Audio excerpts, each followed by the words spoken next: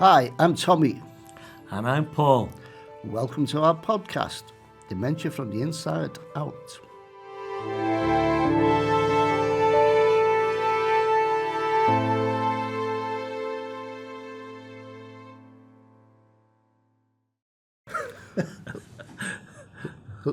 Hello everybody and welcome to our podcast, Dementia from the Inside Out. I'm Tommy Dunn and I'm living with Alzheimer's. And Paul Hitchmo, also living with Alzheimer's. And today we'd like to answer a few questions about dementia, questions that we think the public need to know about dementia. So, Paul and Tommy, what kind of dementia do you both have? I was diagnosed with Alzheimer's 10 years ago. I was also diagnosed with Alzheimer's. And what's the difference between Alzheimer's disease and dementia? This is a question that gets a lot of people because people think dementia is separate from Alzheimer's. Alzheimer's is a type of dementia.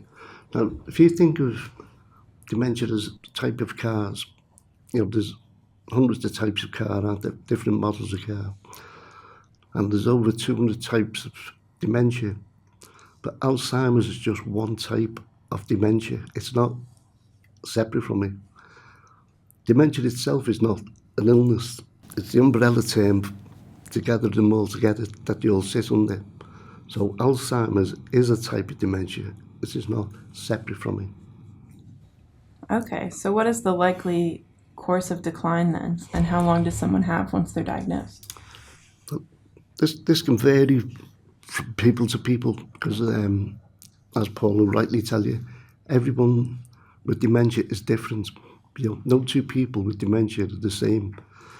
Now, with the likes of Alzheimer's, you go through 7 stages. So there's a set stage from it, whereas with vascular or frontal temple and you do the types of dementia, they have different sets, timescales from what you do.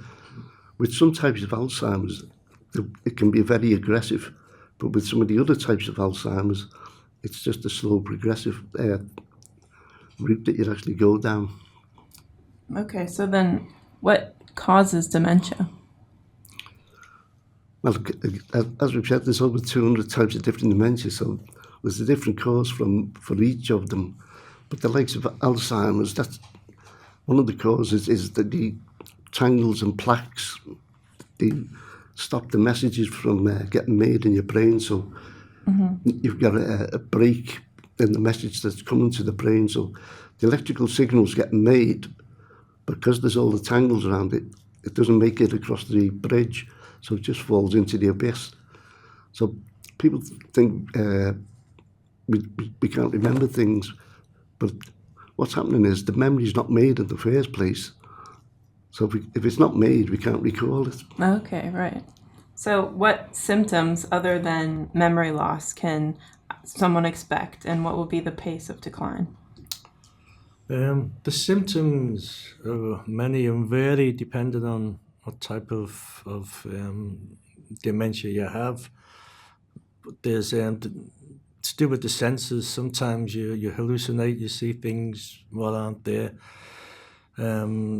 Sometimes you get a little depressed and you don't wish to communicate with anyone. So that kind of disorientates your day and makes you a little bit sad. So the pace of decline really depends on what type of dementia you have. As Tommy just stated, some of them are pretty quick with a short decline, and some of them, like Alzheimer's, if you're taking your tablets and trying to live well with it, then it's a longer period. Yeah. You'll also get problems with your cognitive skills and your spatial awareness.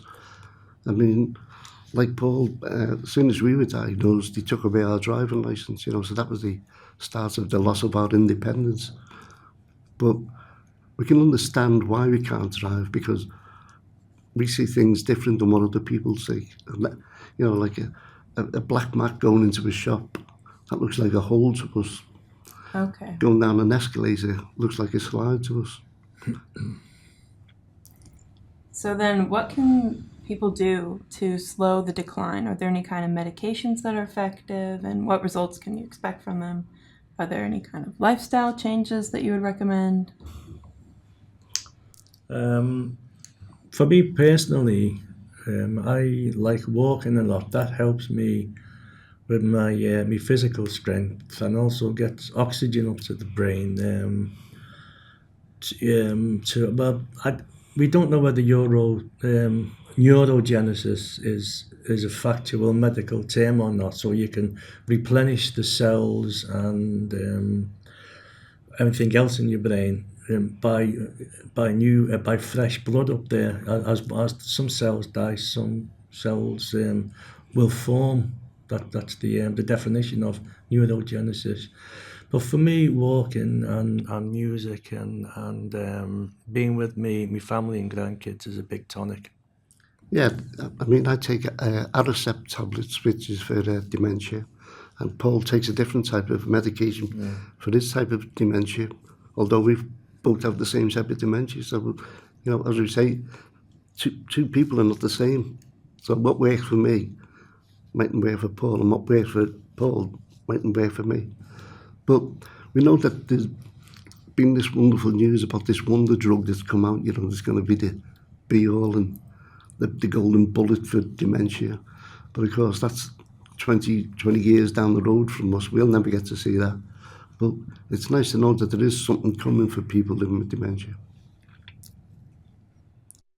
So, what about then advertised supplements and programs that claim to cure Alzheimer's disease? I don't think we take much notice of those supplements, apart from the red wine one, which we quite like. But we don't think,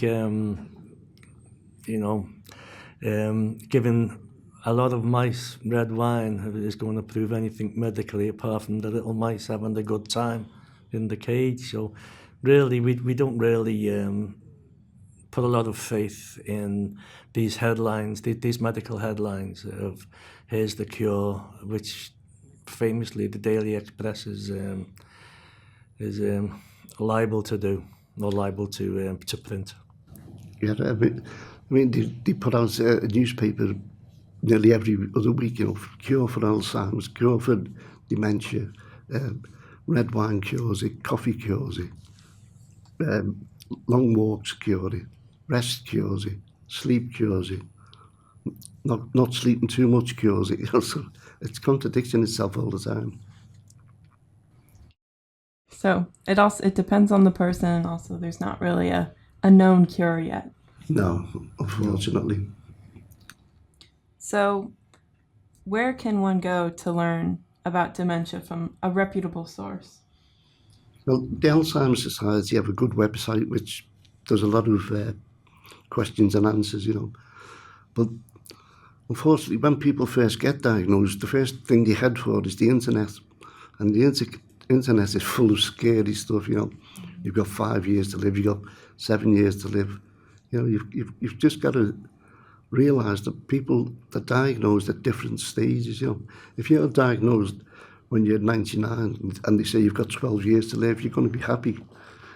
If you're 40 and they say you've got 12 years to live, you're not going to be happy. Right. So what help is available then to someone who's been diagnosed recently to help them guide them through the process? From my point of view, and Tommy's also, living in Liverpool in the UK, then we did find a lot of help from Post-diagnostic groups. Yeah, post-diagnostic groups. After we got diagnosed, then we got lots of information on, for everything really, you know, how to try and live well with it, benefits, you know, little things like blue badges, what we never even considered, for which people qualify for hidden diseases. So for me, I got a lot of information and was very grateful for it. But I know for a fact people who live in rural areas get absolutely nothing, because there's apart from them trying to get somewhere on the bus or train there, they just seem to give up and accept the fate, which is what we are advocating not to do. Yeah. Just to clarify what a post-diagnostic group is, It's a group of about a 7 weekly session made up of 7 days where people who've been newly diagnosed go and they learn about dementia. And it's good for the carers because they learn about dementia as well. The good thing about the post-diagnostic groups now is Paul and myself, we go and do the talks at the post-diagnostic groups. So we're able to say, we sat in that chair 10 years ago and we know exactly how you feel. This is what we've done. So you can do the same. And next year we want you to be standing up in front of the next group and saying what you've done over the past year. So how could someone find a post-diagnostic group then? Well, in Liverpool, you're actually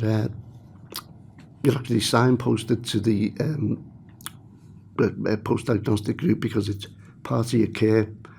Unfortunately, not every city has the same post-diagnostic groups, so it's a postcode lottery of where you live, of what you get. So where we get good support, as Paul said, in a rural area, you might get no support, and that's not right. It's not right at all. Yeah, definitely not. So then, if someone has a problem that might be related to dementia, who can they call? For me personally, it would be my carer, my partner. But I also have a 6-monthly visit from Lee Moss. So they have a team of care navigators, and they come every 6 months, and they leave the phone number. So if you have any problems, then you can phone Lee Moss up, and they'll sort it out right away. But they would be the first two for me to call. Although if I was feeling depressed or anxious and I thought I don't feel too good, things aren't happening for me today, there's always the 111 number. You can talk to someone there and they will direct you into the right source of help. There's also Admiral nurses, which are like the Marie Curie nurses, but for dementia. Okay, that sounds really helpful. So what plans should someone make right now to prepare for a time when they're going to be less engaged in making decisions? It's very important now to put in place what you want, because this is your opportunity to say what you want for the future, what you want for the present, and what you want to happen. You can decide whether you want to go into a care home. You can actually help pick your care home for in the future. You can make your wishes known. We'll be talking about this after the power of attorney and health, so I won't delve into that now. But there's loads of things you need to put in place now, and people need to know what your wishes are. But it's most important that if you've written them down, that you put them in a safe place and that a trusted person knows where that they are. It's not good having them all written out and putting them away and no one knows what they are.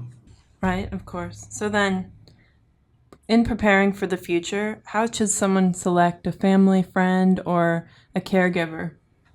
With that, obviously, you've got to pick a person that you could really trust, because you are giving them your life to look after. And if you pick the right person, it takes a lot of worry about the stress of it, because there's no use. I've made all my plans for me funeral and all that, because it saves all the stress of the family having to do it if I pass away and then suddenly have to say, oh, does he want to be buried, or does he want to be cremated, or does he want to do this?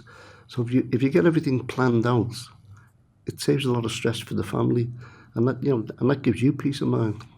All right. So then, what are some reasonable goals for someone living with dementia for now and in the future?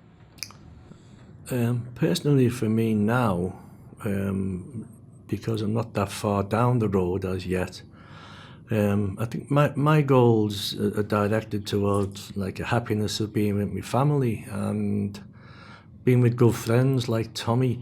I mean, you don't have to change things too much to enjoy life. I mean, we still, there are mantras, medical mantras: don't drink, don't do this, don't do that. And sometimes the carers or not all carers, but certain carers will possibly go over the top of that, you know, and maybe sit you in your chair. Do you want this? Do you want that? I'll do this. And you tend to lose your independence. So my goals now are, you know, I still cook to a degree. I have my own mantra. Before I go out anywhere, I have a notice up in the house saying with all numbers 1 to 10, I have keys, money, bus pass, train pass, you know, food, water, whatever's on that list. Turn the cooker off, turn the lights off, all that security stuff. So at least I've got something. When I'm leaving the house, I know exactly what to do, and things are being done, you know, so I'm settled down, and so I can go out for the day walking, or go visiting, or go for a drink with Tommy, or whatever, or watch the football, whatever I need to do. And I feel as though I'm in a safe place. Yeah, and it's important that you actually build a routine. So it's like building memory muscles. It's repetitive. Repetitive is good for people with dementia because it's reinforcing what we're doing. You know, our short-term memory is certainly not as good as it should be, but our long-term memory is absolutely brilliant. You know, it's amazing. And it's like when we play music and that everything comes back. You can remember every word to every song, which you sometimes think, why can't I just connect that part of my brain into the other part of the brain that I want? So I suppose because music's that important to us, don't it? Yeah, without a doubt, yeah. So what do you do or recommend doing then to preserve things that matter to you, like for you, music? It's in doing the things you really enjoy. Do the things that you can do.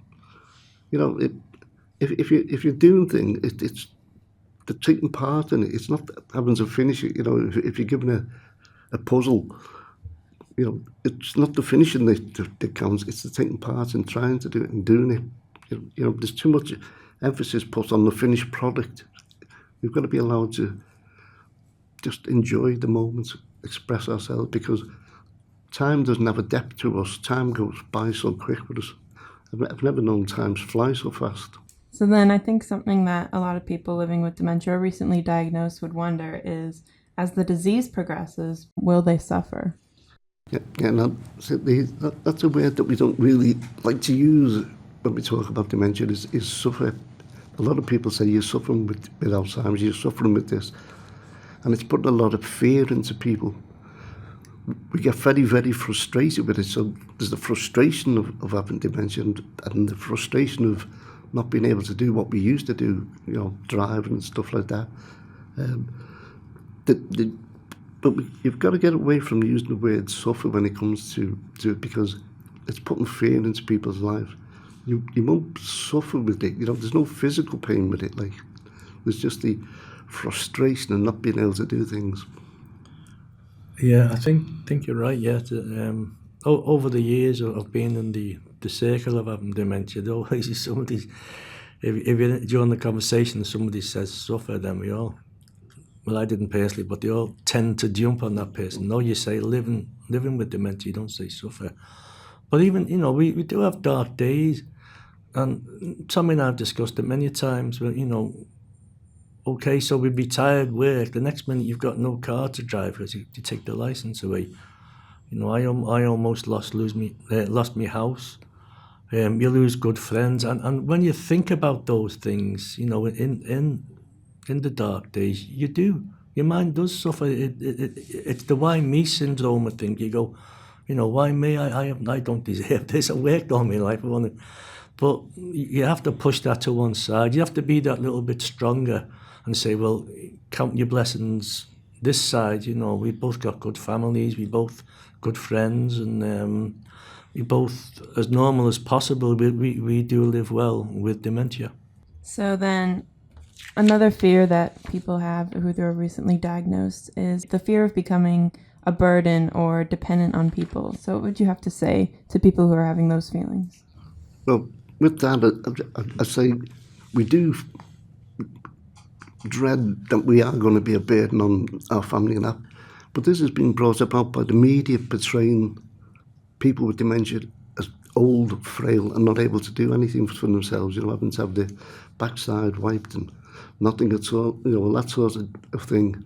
So obviously that is plays in our mind. But that's why we need to put in place your plans for the future of what you want to do. And you could say to your family, if I do get to that stage, I'd be quite happy to go into a home. If it's too much for you, if it's going to, like, dementia could take a carer down, because the stress of it. So the carers, in fact, it's a sad fact that more carers die before the person with dementia, because there's no respite for them at all. There's no help for them at all. So they've got the full burden of it. So it's the carer that has the burden, not us. But we do dread, being a burden on our family. But as we know, our families love us. But unfortunately, there are some people that don't have anyone, because a quarter of people, they say 944,000 people live with dementia in the UK, and a quarter of them live on their own.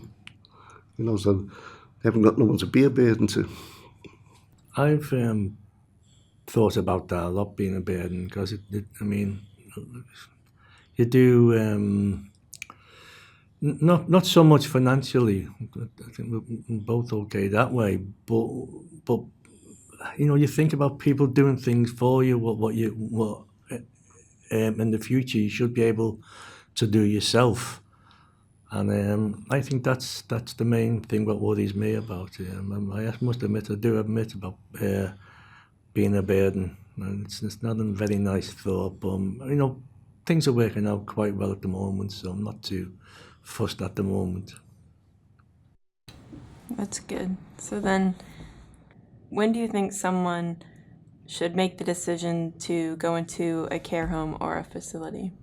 Well, that's why I said if you make your plans, years in advance, it doesn't become as if the family have let you down by putting you into the home, because you said, if I get to a certain stage, I will go into a home. If you can't cope, if it's going to impact on your life horrendously, that's what homes are for.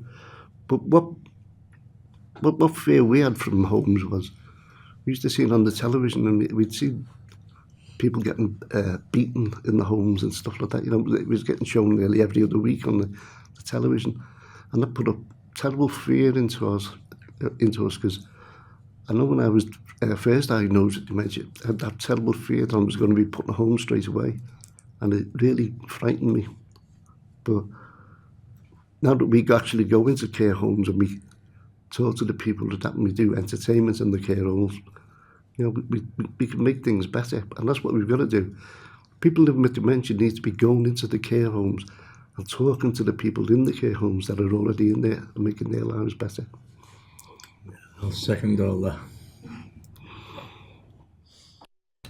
So then, what is your opinion about when you should tell people about your diagnosis, and if you should? I'm very much in favour of, but there are people who are very much in favour of not disclosing they've got dementia, because it embarrasses me a little bit. But I've found during the course of the last years, it's much better, particularly if you make a mistake and then, Tommy and I have had that many stories and made that many mistakes. We haven't got time to go into them, but ultimately you have to apologise and say, look, this is why I did that thing. Like I've took somebody's pint away and gone and sat down just as the guy was coming out the toilet, and he's watching me, so he's come over on the bounce. And it wasn't me who was doing that. I was getting told to do it, and things got a bit nasty, but it was all okay in the end. But I carry an ID card with specific numbers on my carers, Lemos number, my care navigator's number, and it's got my photo on and explains I've got dementia, and this type of thing. It might be confused sometimes, and I've used that a few times and I've found that very, very helpful because it dissolves the moment then for you when people understand. Although I have to admit, a lot of people just take a cursory look and they just say either, oh, you're faking it, or you're doing this, or you're just trying to make an excuse. And that's the hurting part of it. But generally, the public are quite good when they know that it's a hidden disease, so there's not much you can do about it. Yeah, but without a doubt, we need to tell people, and that's why we talk openly about living with dementia. So we're taking away the stigma of it. And of course, as Paul says, when people say, you used to tell people you've got dementia, they go, how can you have dementia if you can talk? So they've got this perception which the media built up that you're old, you can't do anything for yourself, and you can't speak. And that's what we got to get out. The young people out there with dementia. It's a very stereotypical disease because we just look normal. We are normal, I think, normal as can be, but that's the perception, like Tommy said, the perception of the general public is the stereotype from the press and television and everything else. Yeah. So how would you recommend interacting with people who might realize that something is a little different about you? Personally, I've told everyone, so everyone in my community knows that, I have got dementia. So, and sometimes there are a lot of jokes about it, I'm going to them. But by and large, I think if people know that they will be sensitive to your needs. Yeah, because the more people talk to you about dementia, and that's something that I found more in the last 3 years. People have spoken more openly about my dementia to them, and they want to learn about it because they're interested in it, because they say, well, how does it affect you in this way, and how does it affect you in that way, and when you explain what we can see, and then I have a picture of what I can show them, what the perceptions are, and they go, wow, didn't know it was like that. So another thing that people wonder about is, what are the chances that their children will get dementia? Well, some types of dementia are hereditary, but not all, and there are some types of Alzheimer's which are hereditary. I think it's called familial. Familial. Yeah. Yeah, because there was a film about it, Still Alice, and she had the familial Alzheimer's, and that's an aggressive type of Alzheimer's, whereas ours is the poor one. So if someone does not have the familial dementia, then is there anything they can do to prevent getting dementia? I don't know how to answer this question. I suppose it's like you could have the same about cancer or blindness or any other. I don't know. I mean, as far as I'm concerned, again, personally, I've kept myself fit all my life, good diet, do everything in moderation. So there was no reason for it to come, I think, but yet it did. So I don't know. Lifestyle changes can help, keep them fit, not drinking to excess, because there are some types of dementia called Korsakoff, which is caused by excessive drinking. So that's one that could be prevented, and it's one that actually is curable. That's one of the ones that is actually curable, because if they come off it and don't go back on the hill, that cures that one. But it's healthy lifestyle. That's what all we'd say. Get out and about. Don't sit in the armchair, because the more you sit in, the more chance you've got to get dementia, because your brain's not working. We class our brain as a muscle, like a muscle, and it needs exercise, and just like your body does. So the more you exercise it by being out and about, learning new things, that's one way of helping. So then, is there any kind of blood test or any test that someone could take to detect if they have Alzheimer's? I think the they're talking about one that's available now, but whether it's at the medical go ahead, I don't know, but I have read about it. For Alzheimer's, that one is, yeah. Okay. And then moving on to more questions that people have had. What is a power of attorney exactly?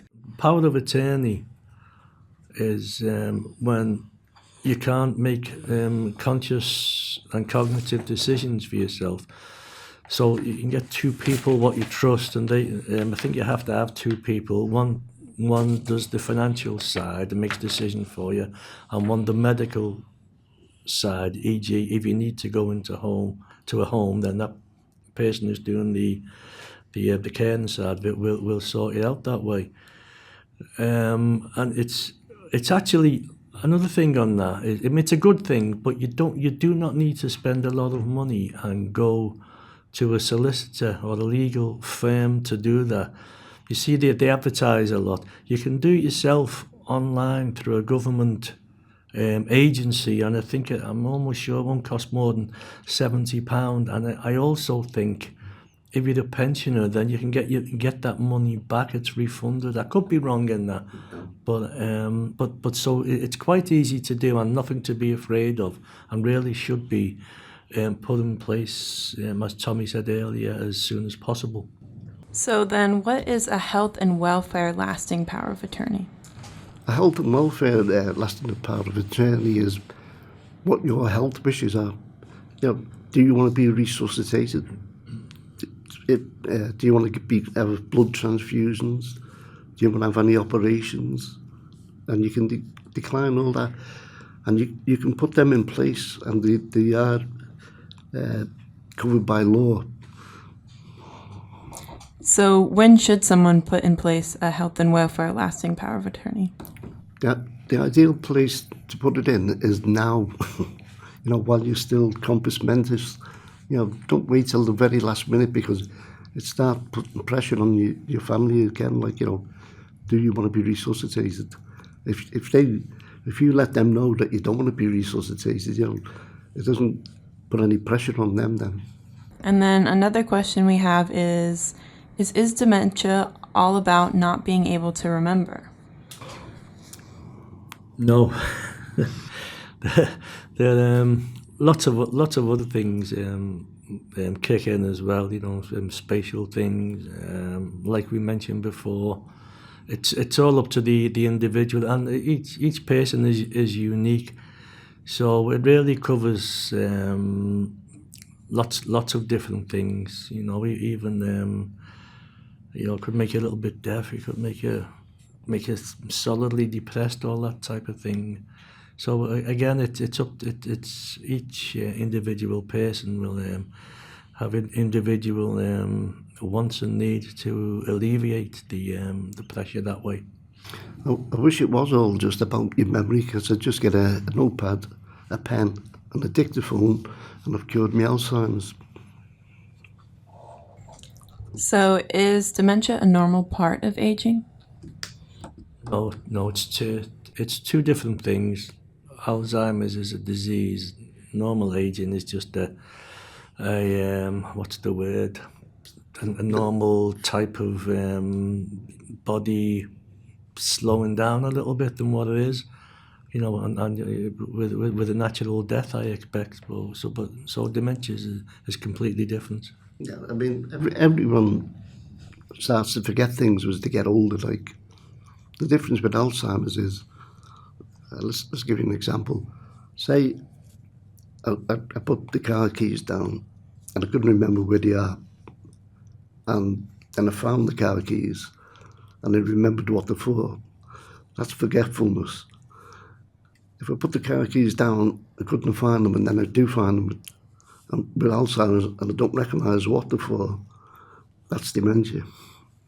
So can people still live well with dementia? My answer to that is yes, but you do have to work at it a little bit from day one of the diagnosis, and not drive yourself underground. You must go out and face the challenge and get help from your peers and your family and medical help. And then once you settle down and the fear is gone, then my answer to that would be, yeah, you can live quite well with it. Totally agree. You can live well with dementia, but as he says, you got to work at it. It just doesn't come itself, and the more you work at it, the better it is. Okay, I think that concludes all of the questions that we have. Thank you for answering those. Thank you, Thank you. Goodbye from me. and goodbye from me.